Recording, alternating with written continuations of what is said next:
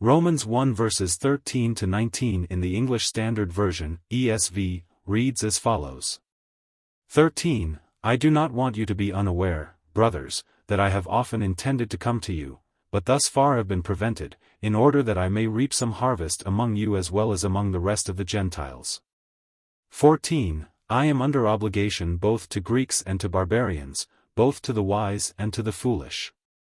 15. So I am eager to preach the gospel to you also who are in Rome.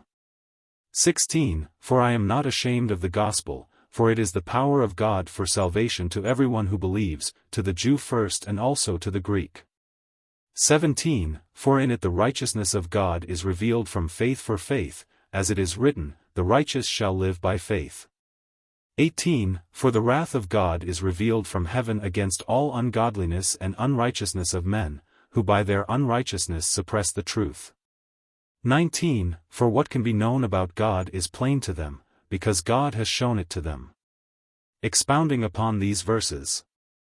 Verses 13 to 15, Paul expresses his desire to visit the Roman believers to impart spiritual gifts and to encourage one another in the faith. He feels a duty to preach the gospel to all, regardless of their cultural background.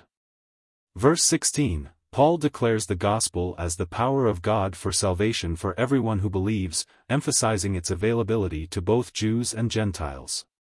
This underscores the universal scope of the Christian message. Verse 17, the theme of righteousness from God is introduced, which is accessed through faith. This righteousness is not based on human effort but on faith from start to finish. Verses 18 to 19, these verses speak of God's wrath against human wickedness, particularly against those who suppress the truth of God's existence and his divine nature, which is evident in creation. It suggests that the knowledge of God is inherent and visible to all, leaving no one with an excuse for unbelief. There is no such thing as atheist. Everybody knows that there is God, the only thing is they do not want to acknowledge it. Paul is setting up his argument for the rest of the letter, which includes the sinfulness of all humanity, the provision of righteousness through Christ, and the necessity of faith for salvation.